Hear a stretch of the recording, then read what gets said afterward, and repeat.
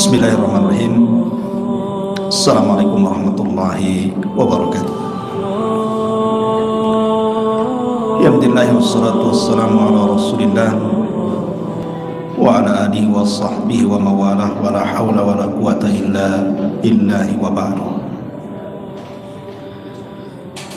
Kita lanjutkan kajian kita, masih membahas menyingkap rahasia di balik alam jin dan dunia perdukunan. Qala Ibnu Abdul Bar rahimahullahu ta'ala, al-jinnu inda ahlil kalami wal ilmi bil lisani ala maratib. Ibnu Abdul Bar, seorang ulama, mengatakan jin itu menurut istilah ahli kalam dan juga ahli ilmi dengan lisan ada 5 tingkatan. Jin itu ada 5 tingkatan. Fa'idha dzakarul jinna khalisan qalu jinniyun. Pertama, kalau mereka menyebutkan kalimat jin dan tidak ada embel-embel yang lainnya, maka mereka mengatakan disebut dengan jin. Jin yang murni itu disebut jin, nggak ngapa-ngapain dia. Yang kedua, fa idza aradu annahu mimma yaskunu ma'an nas qalu amir wal jam'u ummah. Tapi kalau jin itu yang selalu tinggal di rumah-rumah kaum muslimin, karena setiap rumah itu ada jinnya. Setiap rumah yang kita huni itu ada jinnya, jangan salah. Makanya kenapa kalau kita masuk ke kamar mandi kita disuruh berdoa kan? Allahumma inni a'udzubika minal khubthi wal khaba'ith. Karena kamar mandi itu sarangnya jin. Artinya setiap rumah sekarang hampir ada kamar mandi. Ya Allah, aku berlindung kepadamu dari syaitan laki-laki dan syaitan perempuan. Jadi setan jin itu ada yang laki-laki, ada yang perempuan.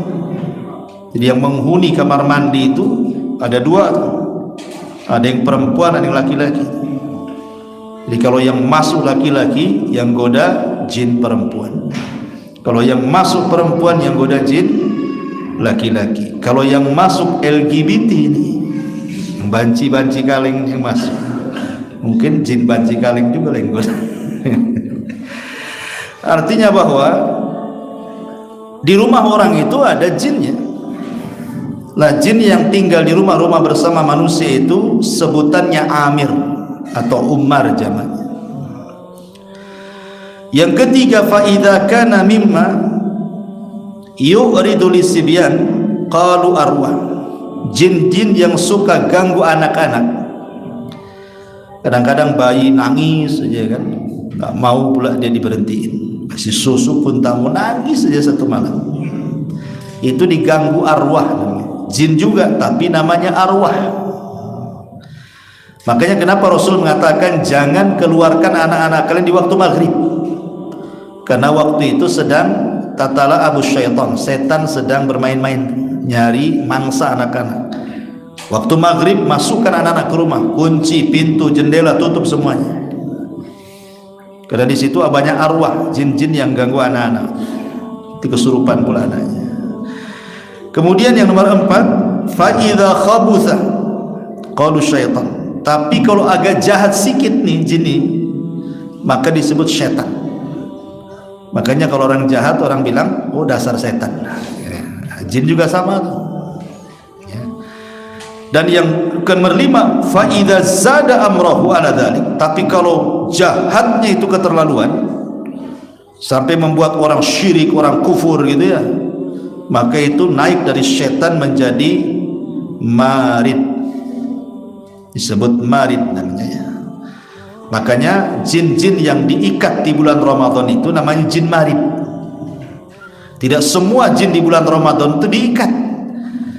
Jadi maksud hadis Nabi sallallahu alaihi wasallam, "Idza ja'akum Ramadan futihat abwabul jannah wa ghuliqat abwabun niran wa suffidatis syayatin." Apabila datang Ramadan, dibuka pintu surga, ditutup pintu neraka, dan diikat setan. Maksud setan di sini artinya jin yang marid saja. Karena dalam riwayat maradatul jin. Jadi yang diikat itu jin-jin yang paling jahat. Jin yang suka goda sampai tingkat kufur syirik, itu yang diikat. Artinya jin-jin selain jin marid, setan yang masih gentayangan. Jadi yang jahat saja yang diikat itu. Makanya banyak di bulan Ramadan itu yang nggak puasa kan. Jangan pula ditanya, Ustadz katanya setan diikat masih juga tak puasa. Ya memang dia setannya. Gitu ya. Yang nggak puasa itu setannya, setan dari kalangan manusia. Karena tidak semua diikat jin itu. Yang diikat marodahnya saja, yang paling jahatnya saja. Jin-jin kerocok-kerocoknya masih berkeliaran lah. Makanya ada juga yang maksiat di bulan Ramadan. Bahkan ada juga yang buka diskotik di bulan Ramadan. Itu setannya kumpul di situ semua. Masyaallah muslimin yang dimuliakan Allah Azza wa Jalla. Adapun jin itu asnaf. Jin itu kan ada jenisnya. Ada model jenis binatang. Kata Nabi sallallahu alaihi wasallam, al jinnu salasati asnaf. Jin itu 3 jenis. Sinfu kilabin wa hayat. Terkadang dia membentuk seperti anjing ataupun ular. Terkadang jin itu membentuk ular atau anjing. Artinya kalau Anda bermimpi, dalam mimpinya kok berjumpa dengan anjing atau ketemu ular, itu simbol-simbol jin. Berarti mimpi itu dari setan. Anda sedang disihir orang, atau jin sedang ganggu kita. Kalau mimpi ketemu anjing, apalagi anjing hitam, kata Rasul, anjing hitam itu dari setan. Bukan berarti setiap ketemu anjing hitam dia setan, tidak. Umumnya kalau jin menjelma hewan itu pasti memilih anjing warna hitam, itu maksudnya. Jangan pula punya tetangga hitam, ngapain setan dipelihara, enggak gitu kan. Terganggu lah nih jiwanya orang sebelah sini. Jadi maksudnya kebanyakan jin kalau tasyakul kepada binatang pasti yang dipilih anjing warna hitam gitu. Bukan semua anjing warna hitam setan gitu, enggak. Karena mereka suka yang hitam-hitam, kucing hitam gitu ya. Atau ular, dalam mimpi dalam ular nih. Kalau zaman dulu, zaman baheula, zaman saya itu dulu, kalau anak muda mimpi dililit ular, berarti mau kawin itu katanya. Bukan mau kawin, dia sedang diganggu setan. Ular itu simbol daripada jin. Kemudian yang kedua, wasimfun yatirun fil hawa. Ada jin itu bisa terbang, diberikan kemampuan terbang. Makanya ada jin-jin itu yang naik ke langit mencuri dengar, karena mereka bisa terbang. Tetapi ada jin juga wasimfun yahulluna wa yat'anun. Mereka ada yang tinggal di lubang-lubang. Makanya saya pernah baca satu komentar di YouTube itu, kajian saya adalah komentar di bawahnya itu. Cerita dia bahwa saya pernah punya pengalaman katanya. Naik mobil lewat hutan, cerita dia itu. Kemudian pengen kencing. Akhirnya dia langsung masuk ke pinggir hutan itu, ada pohon besar, ada lubang di situ. Main kencing aja di situ katanya. Pulang, maaf ya, kemaluannya sakit, akhirnya kencing nanah. Setelah diruqyah baru sembuh katanya. Boleh jadi ya, bisa saja kisah ini bisa ya, bisa tidak, tapi kan kalaupun terjadi bisa terjadi. Karena dia sembarang kencing kan, masukkan kencing ke lubang. Jangan-jangan lubang itu ada jinnya di situ, terganggu antum kencingi. Antum aja kok dikencingi apa nggak dipukul yang kencingin? Jin juga sama lah. Nggak percaya, cobalah. Ya, kencing apa nggak murka kita? Diludahi saja kita marah, apa dikencing ya kurang ngajar dia. Ya, ngajak perang dia kan itu ya. Jin juga kurang lebih seperti itu. Maka jangan ganggu kehidupan mereka. Ma'asyiral muslimin yang dimuliakan Allah Azza wa Jalla. Tapi walaupun demikian, jin-jin yang jahat itu mereka bisa membuat pengaruh kepada manusia, bisa sampai sakit. Contoh Nabi Ayub. Nabi Ayub alaihi salatu wasallam terbaring 18 tahun lamanya itu salah satunya gangguan setan, dan itu disebutkan dalam Quran. Allah Subhanahu wa taala berfirman dalam surah Sad ayat 41, wadhkur abdana ayyuba idnada rabbahu inni massaniya syaitanu binasbin wa adab. Sebutkan hamba kami Ayub ketika dia menyeru kepada Rabbnya, dia mengatakan aku sudah disentuh setan binusbin wa adab, dengan nusbin dengan penyakit, wa adab dan dengan siksa. Maksud penyakit di sini penyakit badan, dan maksud siksa itu hartanya ludas, anaknya mati. Karena Nabi Ayub itu kan diuji tiga perkara ini. Bayangkan, hari pertama diuji semua kebunnya terbakar, semua ternaknya mati. Di zaman itu ukuran kekayaan kebun sama ternak, kalau itu habis miskinnya, dimiskinkan Nabi Ayub. Siapa yang buat terbakar? Setan, dibakar setan. Ya. Kemudian yang kedua, 12 anaknya, ada yang mengatakan 14 anaknya, semua laki-laki. Itu dibunuh oleh iblis dalam satu rumah. Jadi diundang ke rumah, makan-makan, rumahnya dirobohkan, mati semua anaknya. Kemudian yang ketiga dikasih penyakit. Penyakitnya ini kata para ulama, benjol-benjol dari atas kepala sampai ke kaki, isinya nanah, darah dan ulat. Dan itu selama 18 tahun dan gatal, sebutkan begitu dalam sirah itu. Lah ini salah satu penyebabnya adalah diganggu oleh siapa? Syaitan, jin. Artinya jin punya pengaruh juga kan ya. Ataupun hadis Nabi SAW yang mengatakan, ma min mauludin yuladu illa nakhasahu syaitanu fayastahillu sarikhan min nakhsati syaitan illa ibna Maryam wa ummah. Setiap bayi yang lahir itu ditusuk lambungnya sama setan. Makanya tidak ada bayi yang lahir kecuali nangis. Tidak ada bayi yang gak nangis, lahir pasti nangis. Kenapa dia nangis? Coba alasannya. Alasannya karena ditusuk lambungnya sama setan, tapi tidak menyakiti, maksudnya tidak membahayakan tusukan itu. Setan hanya ingin ngasih tahu aku musuhmu, kemudian ditusuk, kemudian dia nangis.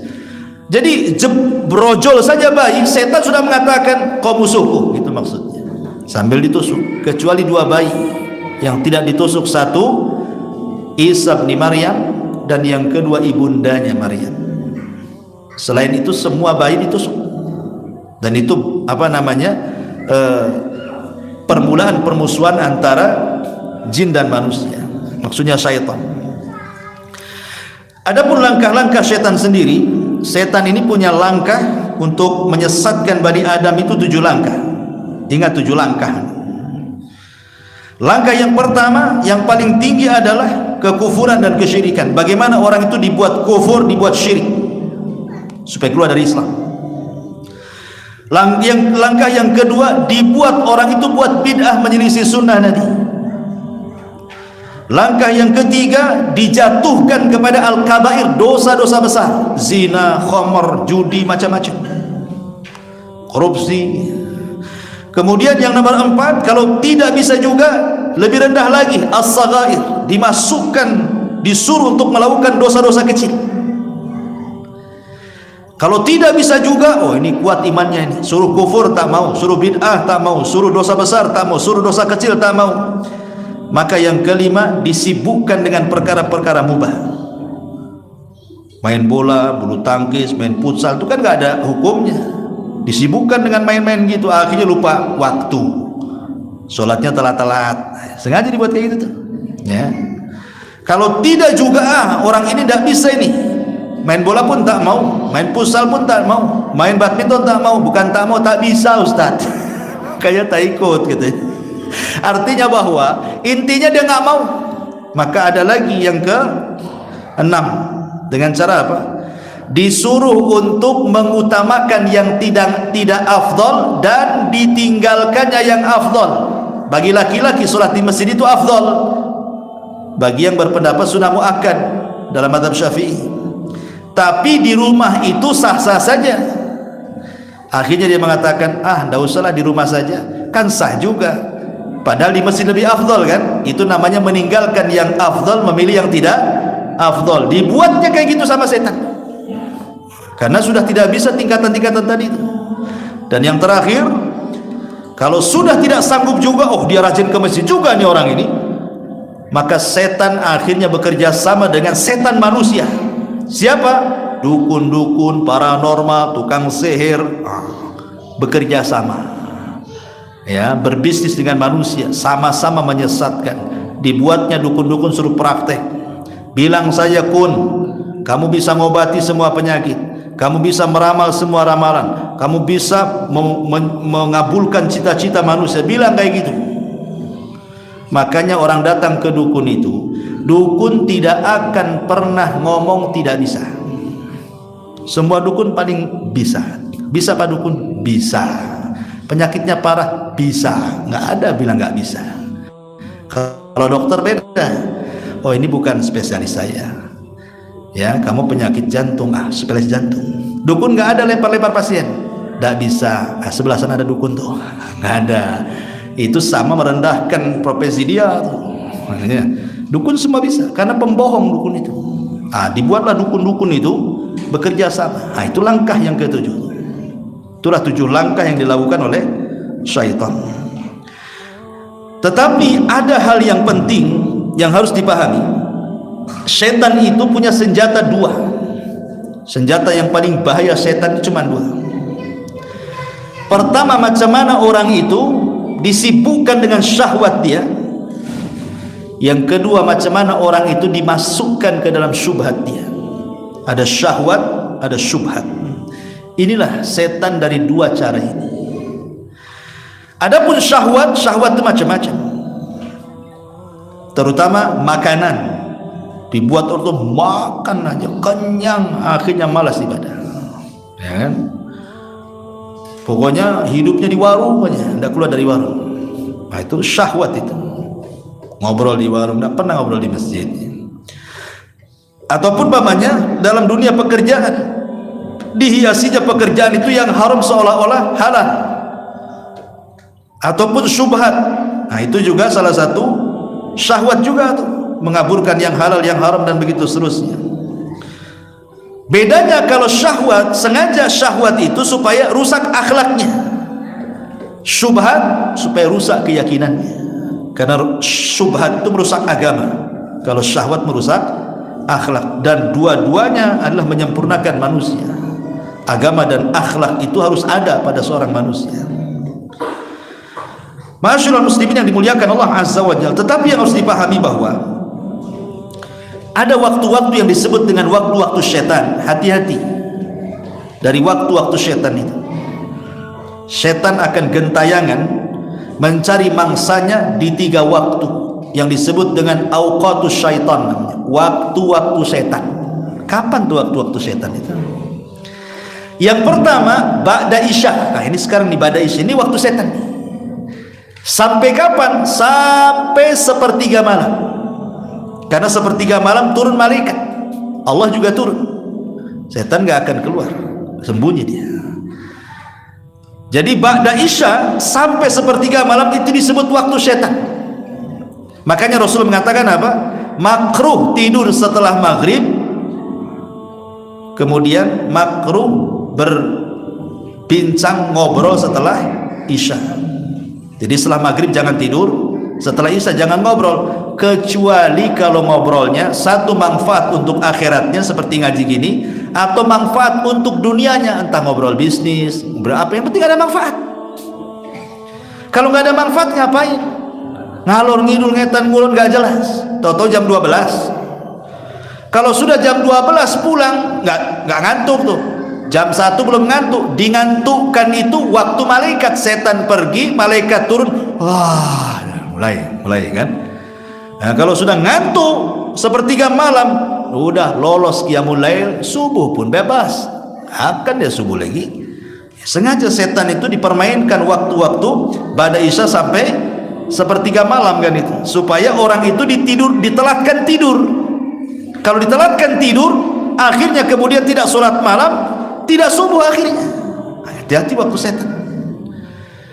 Ya, kemarin waktu ada Piala Dunia itu, subhanallah, nobar pula lewat jam 12. Kok banyak kursi, tapi jam 12 tak ada orang. Setelah jam 12 penuh semua.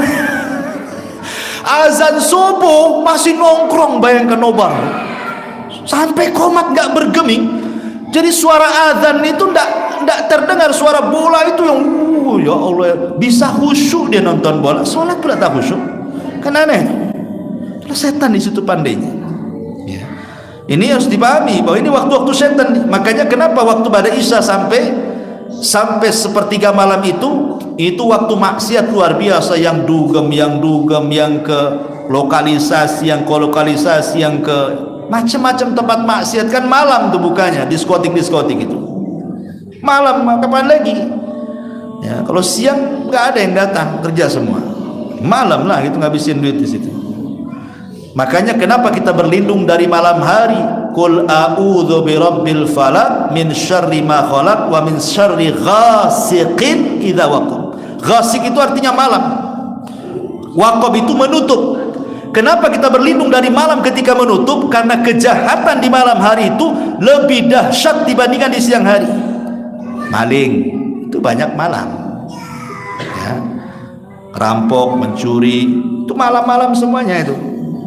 Jarang, apalagi ada CCTV sekarang kan. Siang-siang jarang ada. Siang-siang itu udah setan nekat tuh kalau siang tuh. Tapi umumnya malam itu kejahatan di mana-mana. Kemudian binatang-binatang berbisa, ular kalajengking, malam-malam semua. Kemudian tukang-tukang sihir, jarang tukang sihir praktek siang hari itu, prakteknya malam dia.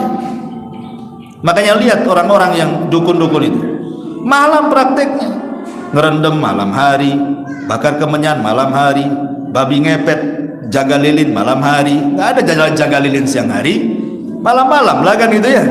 Karena memang malam itu kekuatan setan meningkat, makanya disuruh berlindung min syarri ghasik. Walaupun ada yang mentafsirkan ghasik di situ artinya bulan purnama. Kita harus berlindung dari bulan purnama. Loh kok bisa kita harus berlindung dari bulan purnama? Emang salah apa dengan bulan purnama? Bukankah bulan purnama itu indah? Oh, wajah istriku seperti bulan katanya. Ya. Maksudnya begini, ma'asyiral muslimin yang dimuliakan Allah Azza wa Jalla. Bulan itu sangat erat pengaruhnya dengan apa? Dengan air laut kan? Anda ini tinggal di pulau dekat laut. Kalau purnama mempengaruhi air laut kan? Pasang kan? Kalau purnama pasang laut. Ketika pasang laut mempengaruhi darah. Ini saling terkait ini. Bulan purnama mempengaruhi, itu dipengaruhi. Makanya pertengahan bulan rata-rata darah manusia itu naik. Ya. Gaji yang lama sudah habis, gaji yang depan belum datang, apa nggak naik darah tuh? Istri minta belanja pula, naik itu pertengahan bulan tuh naik tuh darah tuh. Ya, asik mau emosi saja. Minta tukang parkir pun dimarah dia. Gaji dah habis minta parkir pula. Artinya begini ikhwan, kenapa kemudian darah itu meningkat di pertengahan bulan? Ya tadi pengaruh bulan dan pengaruh pasang surut air lautan. Makanya ada sunnah di pertengahan bulan itu untuk menekan darah. Apa itu? 1 hijamah.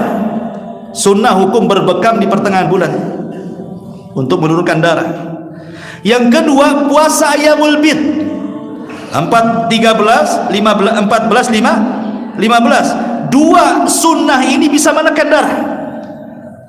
Orang puasa malas, mau maksiat pun malas. Apa orang puasa? Tidur aja lah. Orang bekam ya kayak orang donor, malas tidur juga. Habis dibekam kan ngantuk biasanya. Kurang tuh. Ya. Makanya ada 2 sunnah itu untuk menekan itu tadi. Kan setan masuk dari jalan darah orang, disedot sama, keluarlah setannya nanti lewat darah tuh. Tuh tengok tuh, hitam kali, jangan jadi setannya. Ma'asyiral muslimin yang dimuliakan, intinya bahwa ini waktu setan yang pertama ba'da Isya sampai sepertiga malam. Kalau enggak ada kegiatan tidur saja. Makanya di zaman Rasul itu jarang sahabat Rasul itu yang mereka berbual setelah Isya jarang. Kalau nggak ada kepentingan tidur, mereka bangunnya sepertiga malam, keluar Al-Quran dari rumah-rumah para sahabat seperti tawon yang sedang mengiak. Jadi Rasul itu kalau keluar sepertiga malam, semua ayat-ayat Quran keluar dari rumah-rumah para sahabat. Sampai suatu malam dia takjub dengan satu suara yang sangat indah dari satu rumah. Rasul pun tertekun di suara siapa indah kali. Kemudian di waktu subuh rupanya suara siapa? Abi Musa al-Ash'ari radhiyallahu anhu. Gagal fokus ini. Tolong diamankan aja dulu. Ya. Jadi intinya bahwa besoknya Rasul memanggil, ya Aba Musa, semalam aku berada di samping rumahmu. Aku mendengar suaramu indah sekali. Kata Abu Musa al-Ash'ari, Rasul, kalau aku tahu kau berada di samping rumahku, aku baguskan lagi suaraku, katanya. Enggak tahu saja, katanya. Artinya sahabat itu ramenya itu sepertiga malam. Kalau sekarang kan terbalik, sepertiga malam sunyi, jangkrik aja keluar. Ramenya pada isya kan, di mana-mana kan itu ya. Itulah bedanya kita dengan kehidupan sahabat. Memang beda aja. Ini satu. Yang kedua, di antara waktu setan itu tadi saya sudah sebutkan, menjelang maghrib itu waktu setan. Makanya Nabi SAW sangat menekan jangan sampai mengeluarkan anak-anak di waktu maghrib. Masukkan. Kalaupun nanti mau dikeluarkan nanti setelah maghrib, bolehlah keluar. Tapi menjelang maghrib masukkan. Setan lagi gentayangan di mana-mana, itu waktu setan.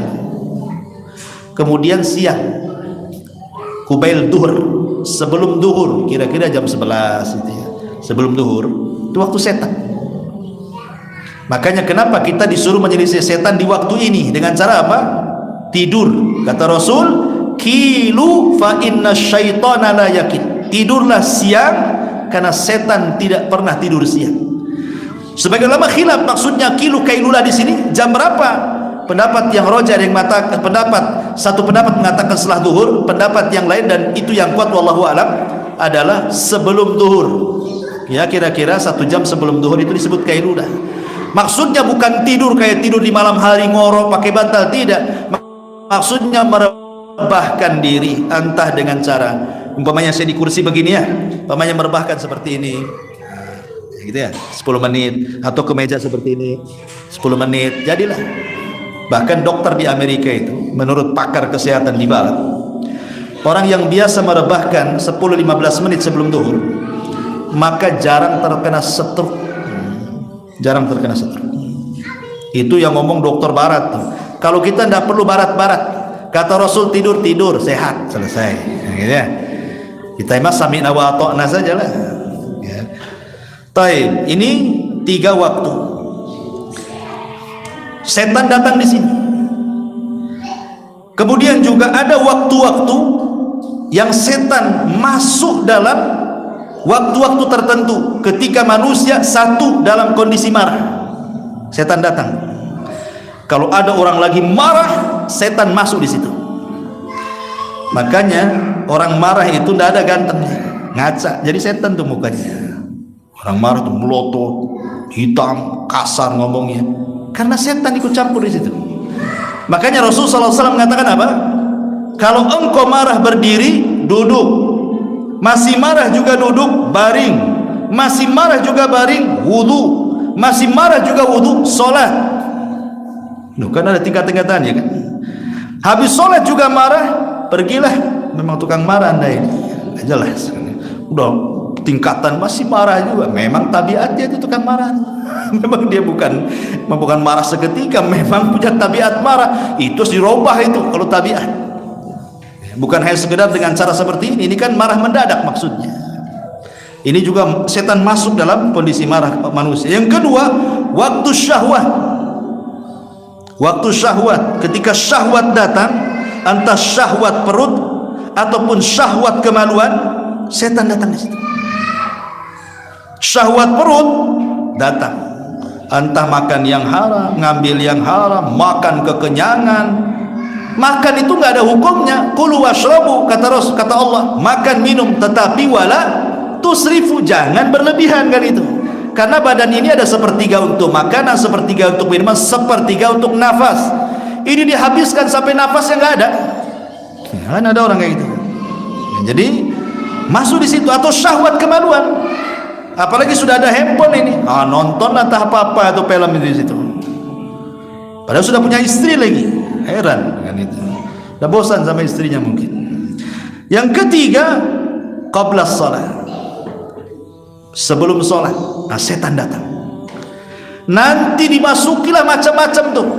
Entah kesibukan, kalau dia pedagang, nantilah bentar lagi, ini masih banyak pelanggan, masa ditutup. Nanti kalau ditutup hilang pula pelanggan itu, belum tentu dia datang beli lagi. Seolah-olah solat itu menghalangi rezeki.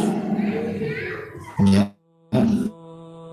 Atau nanti lagunya, kan masih azan, nanti masih lama komat katanya. Nggak mau juga berangkat. Ya. Tahu-tahu kemudian dimuluskan perutnya, udah mau komat, mulus pula perutnya. Akhirnya nggak sholat, ya kan? Jadi sebelum sholat didatangi, diganggunya kita itu. Nah itulah. Kemudian yang keempat, al-iqdam ala a'mal salihah kabirah, menghalang-halangi ketika kita sudah punya azam niat beramal soleh yang sifatnya besar. Umpamanya suami ini pengen nyumbang nih ke masjid, sedang bangun masjid nih, yayasan ini sedang bangun mau nyumbang nih.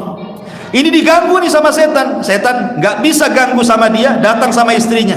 Bilang tuh suamimu, sayang duit banyak tuh, bagus beli rumah lagi katanya. Mulai dikompori sama istrinya. Nah, jadi setan berusaha untuk menghalang-halangi. Bagaimana caranya? Yang kelima, indan naum, ketika tidur.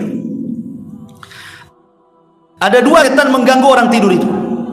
Pertama, Nabi SAW mengatakan dalam sebuah hadis, kata Nabi SAW, ya'kidu syaitan ala qafiyati ra'si ahadikum idza huwa nam thalatha uqadin yadribu kulla uqdati makana alayka laylun tawilun farqud fa idza stayqadha wa dzakara Allah in halat uqdatan fa in tawadda in halat uqdatun fa idza tawadda in halat uqdatun fa in shalla in halat uqdatu kulluha fa asbaha nasyita thayyiba nafsi wa illa asbaha khabitha nafsi kaslan. Kata Rasul, pertama setan itu datang kalau antum baru saja tidur, lama susah tidur, blek tidur, disitulah setan datang. Mulai tengkuk kita itu diikat di sini. Di sini ada perbedaan definisi otak menurut Barat dan menurut Quran. Barat mengatakan otak manusia itu dua, otak kiri, otak kanan. Ini Barat.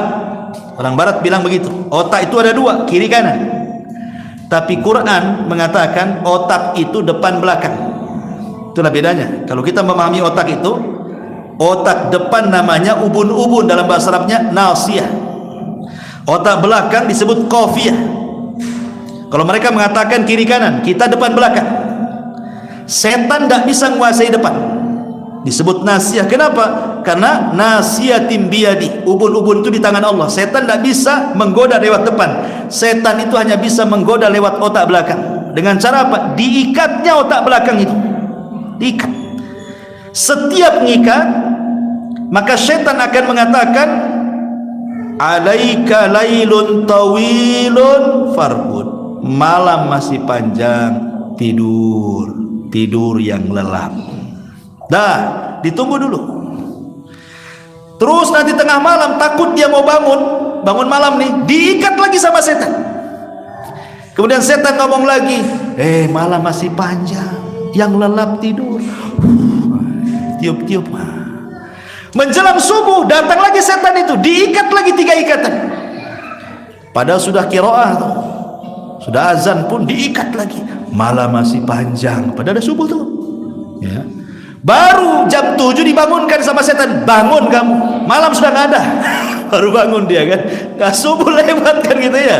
Makanya kata Nabi SAW, kalau orang itu bangun sebelum subuh, kemudian setelah bangun dia membaca doa selepas tidur, alhamdulillahilladzi ba'dama amatana waliyah nusyur, 1 ikatan lepas.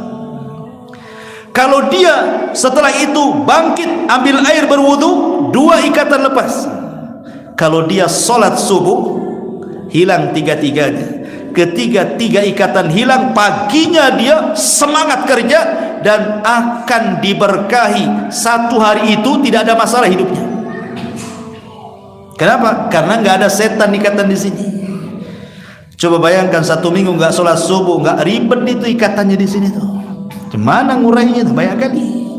Makanya orang yang tidak sholat subuh ditimpa banyak masalah. Terkadang masalah ini tidak tahu apa penyebabnya, ada aja masalah. Kenapa? Karena awal aktivitas harinya dimulai dengan laknat Allah. Sholat subuh ditinggalkan, dosa besar. Ya, berarti memulai aktivitasnya dengan melakukan dosa besar, bahkan lebih besar daripada zina, lebih besar daripada membunuh. Meninggalkan sholat itu bisa kafir, tapi berzina dan membunuh belum tentu kafir. Makanya dia memulai aktivitas paginya dengan laknat duluan, nanti siang dilaknat lagi karena tidak zuhur, sore dilaknat lagi karena tidak asar, maghrib dilaknat lagi tidak sholat maghrib, isya dilaknat tidak sholat isya, awal akhir dilaknat. Cemana mau berkah hidupnya? Ngeri kan begitu ya. Makanya setan tuh ganggu di waktu subuh ini, di waktu tidur. Yang kedua, hadis yang kedua, kata Nabi SAW, setan itu kalau sudah mau dekat-dekat subuh dan dia tidak bangun, setan itu kan bersarang di lubang hidung. Jadi kalau orang tidur habis ngikat itu, setan di lubang hidung kita tidurnya. Kalau setan mau kencing, toiletnya itu di sini, kamar mandinya itu di lubang telinga, maka setan akan mengencingi lubang telinganya. Setiap kita itu dikencingi lubang telinganya. Sahabat bertanya Rasul, ada orang tertidur sampai lewat subuh. Apa kata Rasul? Bala syaitanu fi udhuni. Berarti kedua telinganya sedang dikencingi setan. Jadi orang yang tidak subuh, bablas gitu sampai matahari terbit, berarti sedang dikencingi setan dua telinganya. Apa makna dikencingi setan? Sebagian ulama mengatakan maksudnya dikencingi ya secara hakikatnya setan kencing di situ. Bagaimana bentuk kencingnya? Apa sama dengan kencing antum? Ya beda lah. Kalau sama budak lah antum, ya itu kencing setan sendirilah kan itu. Ada dibawa ke apa dah hakikatnya betul-betul kencing. Ada yang mengatakan tidak, ini makna majaz. Maksud setan itu mengencing kedua telinga, maksudnya telinga kita itu dibuat susah menerima nasihat, dibuat susah menerima hidayah, dibuat susah menerima kebenaran, susah pokoknya, karena tiap malam dikencingi setan, gak pernah subuh. Ada juga yang memahami seperti itu. Ada juga yang ketiga maknanya, setan mengencingi kedua telinga itu maksudnya setan hendak menghina kita, merendahkan kita. Coba bayangkan, saya tadi contohkan kan, seandainya saya ludahi muka antum, marah nggak antum? Marah, karena merasa direndahkan. Marah kan? Apalagi saya kencingi muka antum, marah nggak? Oh makin marah, kurang ngajar kan itu. Hari-hari antum dikencingi setan, kok nggak marah sama setan? Kenapa? Setan lah kencingi kita, kok nggak marah sama setan? Kan heran gitu maksudnya ya. Ada orang yang dikencingi setan hari-hari kan, nggak marah juga sama setan dia. Berarti memang dia kawannya setan lah kan itu. Kalau kawan ya sudahlah, namanya kawan kan itu ya. Nah, kalau manusia walaupun kawan kok udah kurang ngajar ya, tetap aja marah. Kenapa sama setan kok nggak gitu kan? Ya karena nggak nampak, itulah masalahnya. Karena nggak yakin gitu ya. Nah itulah waktu-waktu di mana setan itu akan mengganggu kita. Adapun hubung kait dengan dunia perdukunan sedikit. Di dalam surah Al-Baqarah Allah Subhanahu wa taala mengatakan 102, wattaba'u ma tatlu syayatin ala mulki Sulaiman wa ma kafara Sulaimanu walakinna syayatina kafaru yu'allimuna an-nasa as-sihra wa ma unzila 'alal malakaini bi Babila Harut wa Marut ila akhiril ayat. Bisa baca Al-Baqarah 102. Dahulu sebelum diutus Nabi Sulaiman, langit ini penuh dengan jin. Jadi di atas awan jin itu punya pos. Awan nanti mereka buat pos. Dari pos itulah mereka kemudian saling memanjat satu dengan yang lainnya. Rasul mengistilahkan begini ya, seperti orang panjat pinang dari atas awan itu sampai ke langit pertama. Jin yang paling atas di langit pertama itu, mereka mendengarkan kira-kira apa yang akan diperintahkan Allah lewat malaikat Jibril yang disampaikan kepada malaikat di langit pertama. Tugas apa? Apa membuat tsunami, membuat gempa, menghidupkan ini, mematikan ini. Kan itu tugasnya malaikat semua. Jadi jin mendengar kira-kira apa. Kalau dapat satu kalimat dicuri tuh, disampaikan kepada jin yang di bawahnya. Jin yang di bawahnya disampaikan kepada jin yang bawah, sampai jin yang ada di awan tuh. Itu berapa jin tuh sampai ke atas. Tapi setiap jin yang menyampaikan ditambah-tambah kata-katanya, ditambah-tambah kata-katanya, ditambah sampai ke bawah itu yang tadinya satu kalimat bisa ribuan kalimat tuh. Jangankan gitu, kita jejerkan dari sini ke pasar sana, 200 orang, saya bisik-bisik, jangan ke pasar, jangan-jangan sampai di sana yuk kita ke pasar. Kan bisa saja kan begitu ya. Itu manusia yang dijajarkannya seperti itu tuh. Sementara jin ini sengaja membuat kedustaan. Nanti nih kalimat-kalimat yang banyak pada jin yang di awan itu, mulai jin yang di awan turun ke bumi, cari dukun-dukun paranormal. Saya punya kabar bagus ini, kau bisa meramal nanti tanggal 15 Ramadan akan ada dukhon, akan ada kiamat nih umpamanya. Akhirnya diramal, padahal tidak semua ramalan itu benar. Dari 100 ramalan itu satu yang benar, kan begitu ya.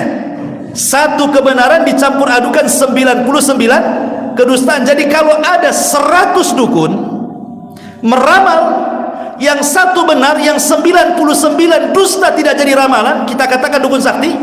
Tidak. Masa banding 1 banding 99? Pamannya si A jadi dukun, dia meramal 100 ramalan, yang benar satu, yang 99 dusta kita katakan sakti? Tidak, kita katakan kebetulan itu namanya. Kecuali 99 benar, satu pula tak benar, itu sakti namanya. Namanya 1 banding 99, mana akalnya dikatakan dukun sakti. Cuman setan ini luar biasa. Mereka punya netizen. Apa netizen? Ya. Jadi kalau yang satu benar, langsung diviralkan. Yang 99 juga diviralkan. Ya seolah-olah benar dia. Gitu maksudnya. Ya. Lah di zaman itu kesyirikan luar biasa, dunia perdukunan itu. Makanya diutuslah Nabi Sulaiman alaihi salatu wasalam untuk memberantas kesyirikan perdukunan di zaman itu. Sulaiman itu punya menteri namanya Asif ibn Barkhiyah. Asif ibn Barkhiyah itu menterinya Sulaiman. Yang tukang catat-catat apa yang diperintahkan Sulaiman itu Asif ibn Barkhiyah. Jadi Sulaiman memerintahkan Asif ibn Barkhiyah untuk menekan dunia perdukunan. Jangan ada lagi dukun bermain. Ambil kitab-kitab sihirnya, ancam mereka, kalau tidak berhenti dari perdukunan, bunuh. Akhirnya ketakutan tukang sihir di zaman Nabi Sulaiman, mereka memberikan buku-buku sihir mereka, sehingga tidak ada lagi praktek sihir di zaman Sulaiman. Kenapa? Buku-bukunya sudah diambil Asif ibn Barkhiyah, dimasukkan dalam satu kotak, disimpan di bawah singgasana Sulaiman.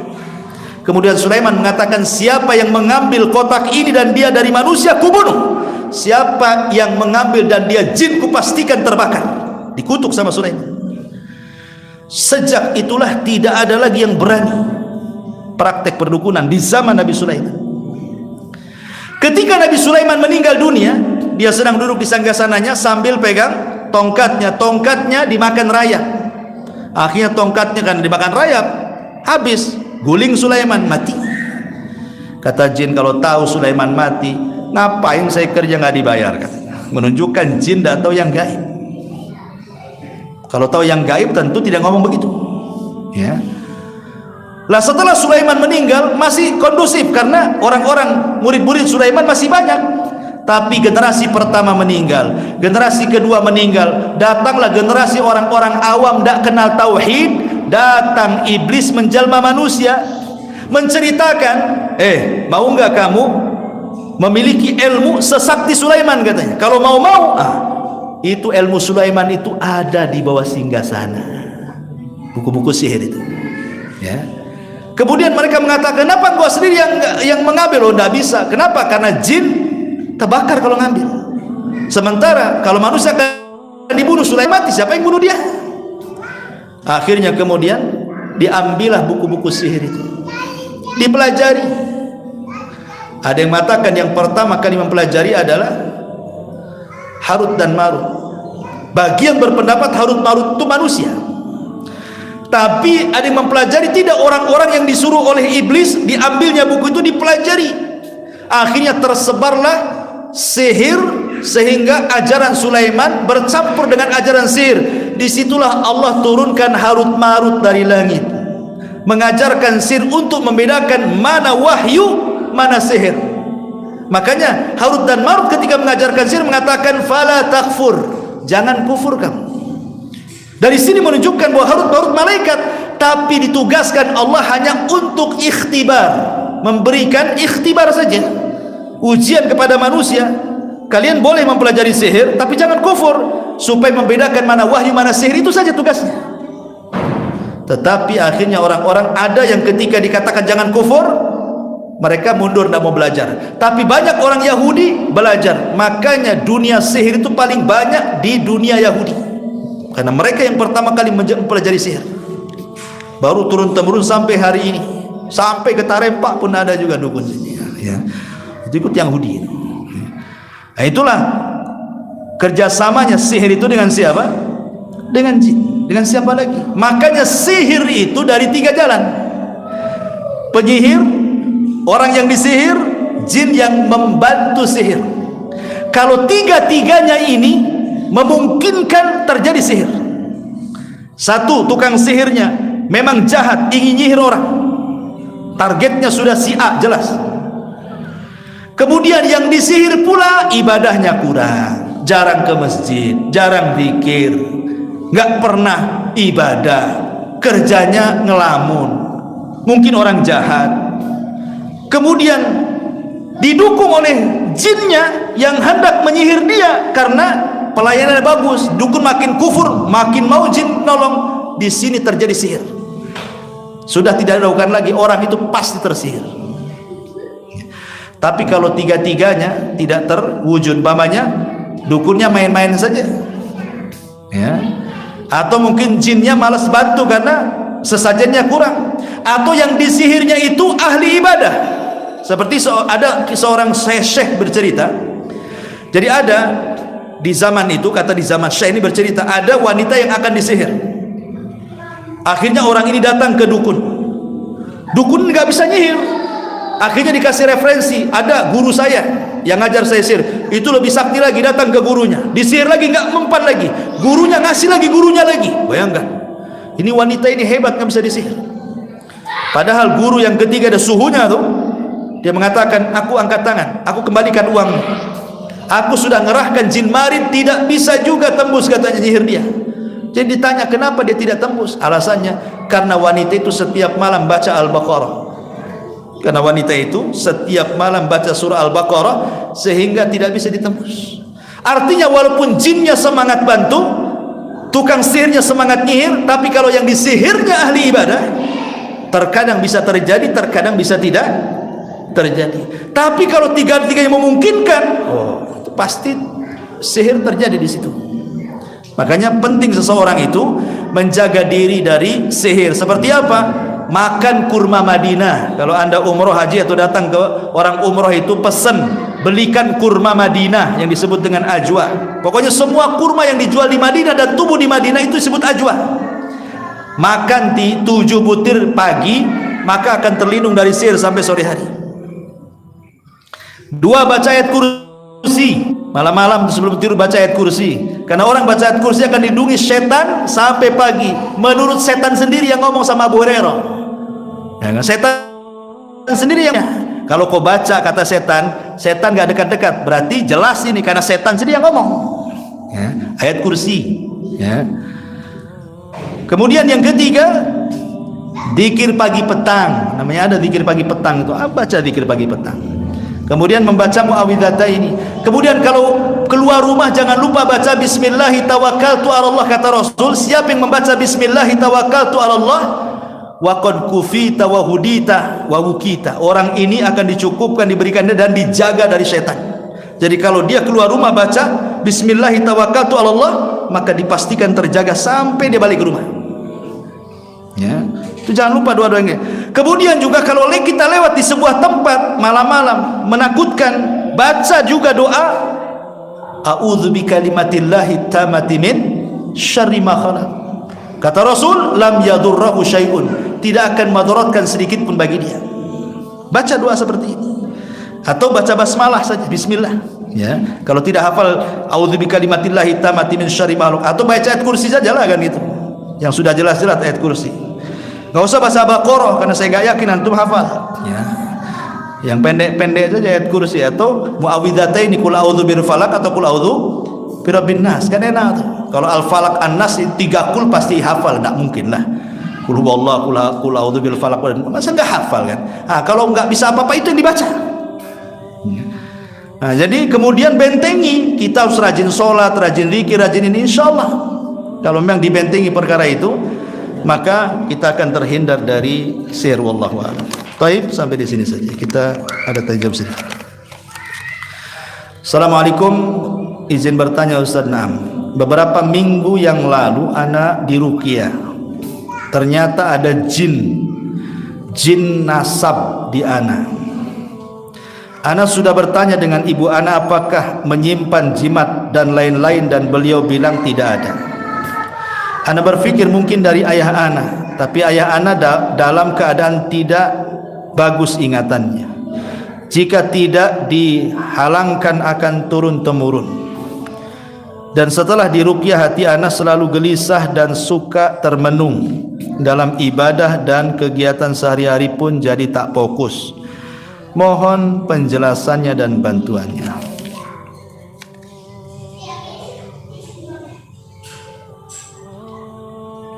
Taib, ini yang sesuai dengan tema.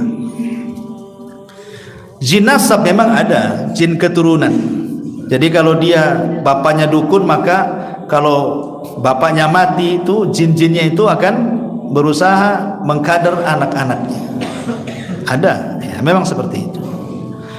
Tetapi ingat bahwa jin itu dia tidak akan berkuasa apapun. Maksudnya secara langsung orang itu buat maksiat enggak. Maksudnya begini, kayak saya dengan antum mau mabok, ayo langsung ditarik tangannya, yuk kita minum, ini tuaknya. Enggak bisa kayak gitu. Setan itu kalau menyesatkan paling tinggi tadi ngasih was-was ataupun ngasih gangguan, mengganggu kita sehingga tidak fokus, tidak ini, tidak itu, seperti yang bertanya ini, ya. Tapi ingat bahwa Islam itu sudah saya jelaskan, ada solusi dari itu. Seperti tadi, baca Quran, ruqyah diri sendiri, terus seperti itu. Dan harus yakin dan tidak boleh gelisah. Apa yang membuat gelisah? Lupakan saja. Makanya kan Rasul mengatakan baca basmalah wala tubali, jangan pedulikan. Jangan dipikirkan terus nanti stres. Anggap gak ada apa-apa. Kalau dipikirkan, jangan-jangan di jin. Nah, repot nanti. Gak usah dipikirkan. Kayak gak ada apa-apa. Yang penting kita ibadah saja lah. Doa, zikir pagi petang, ayat kursi, baca muawwidhatain ini. Kalau ada kurma, kalau ada di Zam-Zam, atau ruqyah diri sendiri setiap minum nih, umpamanya ini minum, doa antum baca surah Fatihah, habis itu ditiup-tiup, minum sendiri. Nah, ini ruqyah juga. Nggak usah suruh orang, tolong bacakan Fatihah. Lu kita bisa baca Fatihah, kenapa suruh orang? Karena harus ditiup. Seperti kalau tukang sihir itu kan ada namanya nafasat. Nafasat itu maksudnya tiupan sambil mengeluarkan ludah sedikit. Itu nafasat namanya. Kalau nafkhun tiupan saja, nggak ada ludahnya. Kalau taflun itu meludah, tidak ada tiupannya. Nah, itu bahasa Arab begitu. Jadi ada nafkhun, ada nafsun, ada taflun. Nafkhun angin saja, nafsun angin sama ludah. Kalau taflun meludah saja. Nah, ketika orang itu berkomat kamit, dia harus menyatukan antara tiupan dan ludah. Nah, itu maksudnya. Jadi ada sedikit ludah masuk. Ya. Kalau suruh orang habis makan jengkol, makan apa, masuk semua nanti, ya kan. Jadi kalau bisa meruqyah, ruqyah sendiri, kenapa? Ruqyah sendiri, bismillah, ya. Jadi sebenarnya nggak usah dipikirkan, ini terlalu menghayal.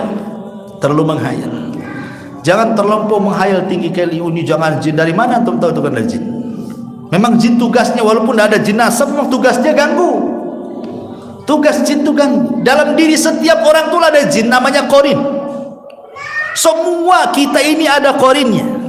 Makanya saya pernah waktu di Yaman, waktu masih kuliah di Yaman, saya bertanya kepada Syekh Adnan, guru saya. Waktu itu saya sedang belajar kitab Tauhid pakai Syarah Fathul Majid. Jadi di sela-sela kajian itu saya bertanya, Syekh, saya di kampung saya, maksudnya di Majalengka sana, ada orang mati. Yang mati ini preman. Matinya karena minum arak oplosan. Di zaman saya dulu masih kecil gitu ya. Jadi ada preman kampung, lu paling jago di kampung itu, mati gara-gara lomba minuman keras. Gimana nggak mati coba? Zaman dulu minuman itu mereknya cap janggut di botol tuh, ya, anggur cap janggut itu, ya, itu minumannya orang dulu tuh, ya. Karena itu kurang kuat, dicampur spiritus. Tahu spiritus? Untuk patroma tuh, lampu patroma tuh. Nah, jadi dicampur spiritus, rupanya kurang kuat juga, dikasih pil BK. Tahu pil BK? Pil BK itu pil untuk anjing gila. Kalau ada anjing gila kasih pil BK tuh. Jadi bayangkan tuh, buat oplosan tuh, itu dari anggur cap orang tua dicampur spiritus, dikasih pil BK, dikocok-kocok, diminum, ya nggak mati lah, gimana nggak mati? Masa obat anjing diminum, ya mati kan itu. Masalahnya nih, yang mati ini ketua premannya, ketua gengnya mati. Subhanallah. 1 minggu setelah kematiannya ini, zaman dulu kan, zaman bahula, sepi desa saya itu, nggak ada keluar. Preman-premannya takut sama hantu. Preman takut hantu. 1 minggu nggak keluar. Kemudian setelah 1 minggu mulailah ramai lagi. Kemudian banyaklah cerita-cerita. Itu si ketua preman yang mati itu, saya kemarin lihat dia sedang duduk di jembatan. Si manis jembatan Ancol, duduk situ. Ya. Yang lain mengatakan saya ketemu, macam-macam. Jadi saya tanya sama Syekh ini, ya Syekh, mungkin tidak? Saya tanya begitu. Hal yumkin, apakah mungkin orang yang sudah mati itu bisa hidup kembali menakut-nakuti? Itu pertanyaan saya kepada Syekh Adnan waktu itu. Jawaban Syekh Adnan mengatakan bukan itu. Itu bukan orang yang sudah mati. Kalau sudah mati tidak mungkin lagi hidup lagi. Lalu siapa itu yang menyerupai persis seperti dia tuh? Bisa duduk di jembatan, bisa duduk di pos kamling, bisa nakut-nakuti di jalan. Itu jin korin. Karena jin korin itu jin yang ada pada badan kita, sehingga dia paling tahu watak kita, paling tahu wajah kita. Jadi kalau dia tasyakul berada rupa dengan kita itu, maka mirip karena dia memang dengan kita. Kalau jin yang lain menyerupai kita belum tentu bisa, tapi jin korin bisa dia. Makanya seolah-olah dia hidup lagi, padahal itu jin korin itu. Setiap manusia itu ada jin korin. Itu yang ngembus-ngembuskan, jangan ngaji, jangan sholat, jangan dzikir, jangan puasa, jangan ini. Itulah jin korin. Setiap orang itu ada jinnya. Ya, jadi saya sarankan tidak usah banyak berpikir orang seperti ini. Jangan terpikir janjin terus. Tidak usah. Cukup kita ini baca dzikir. Ya, karena stres nanti kalau kepikiran terus. Ngapain hidup kok untuk mikirin jin saja? Bagus mikirin uang, jelas untungnya. Ya. Baik, Afwan Ustaz, bagaimana membedakan antara bisikan rayuan, bisikan strip, rayuan setan, dan kata-kata hati? Semua sama ini bahasanya, 3 bahasa saja. Intinya di dalam manusia itu cuma 2. Bisikan baik, bisikan jahat, itu saja. Mau kata-katanya ini bisikan, ini rayuan, intinya 2. Ya, ada yang nyuruh jahat, ada yang nyuruh baik, itu saja. Kalau yang nyuruh baik itu korin malaikat, nyuruh jahat itu korin dari jin, selesai. Banyak kali bahasanya ini. Intinya 2. Taib. Kemudian yang kedua, Ustaz, apakah wanita yang sedang haid akan diikat di belakangnya dan dikencingi? Semua sama. Mau yang haid, mau yang enggak haid, tetap diikat. Makanya saya sarankan ibu yang haid, ya, baca Quran kalau pegang mushaf kan tak boleh, Bu, ya. Sekarang kan sudah ada handphone, Bu. Ibu bisa baca Quran dari handphone. Karena handphone itu bukan mushaf. Ini handphone. Ini bukan mushaf walaupun ada program mushaf. Ya. Jadi kalau wanita haid pegang handphone kemudian baca Quran di mushaf, dia bukan sedang pegang mushaf. Itu dipahami. Kata para ulama, kenapa Al-Quran elektronik yang ada di handphone bukan mushaf? Karena bisa dihilangkan, bisa dimunculkan. Tapi kalau Quran yang dicetak-cetak itu macam mana? Walaupun digesek-gesek ini tetap saja Al-Baqarahnya di situ. Coba aja ambil Quran yang asli itu, digesek-gesek ini, hilang nggak? Tapi handphone digesek-gesek hilanglah Qurannya. Apalagi ganti program. Makanya ulama mengatakan Quran elektronik bukan mushaf. Makanya boleh bawa ke kamar mandi, yang jelas jangan muncul 1 ayat, ganti programnya apa gitu ya, jangan ada ayat Qurannya, masuk kamar mandi nggak ada masalah. Tapi kalau Quran jangan coba-coba dibawa ke kamar mandi. Jadi saya sarankan, Bu, ya Bu, ya Ibu yang punya handphone kan pegang mushaf. Menurut jumhur ahli ilmi tidak boleh orang haid memegang mushaf. Bagaimana caranya? Dari hafalan dulu, sebelum ada handphone, baca Quran dari handphone. Baca Quran dari handphone, karena Anda tidak sedang megang mushaf. Itu megang handphone namanya. Ya, yang disentuh-sentuh pun bukan Quran. Anda sedang nyentuh kaca di sini. Ya, jadi itulah fatwa ulama kontemporer yang mengatakan mushaf elektronik bukan mushaf. Maka bacalah wanita haid dari mushaf elektronik, maksudnya dari handphone. Nah, supaya jangan, karena wanita haid itu kan kurang agamanya, dia nggak sholat, dia nggak puasa, jangan pula tak zikir, tak baca Quran. Alasannya apa? Kan nggak boleh pegang mushaf. Yang nggak boleh itu mushaf itu yang dicetak tuh, tapi kalau di handphone dibolehkan, nggak ada masalah. Supaya jangan sampai lupa dari Allah Azza wa Jalla. Wallahu a'lam. Subhanallah bihamdika, asyhadu an la ilaha illa anta, astaghfiruka wa atubu ilaik. Allah ta'ala. Assalamualaikum warahmatullahi wabarakatuh.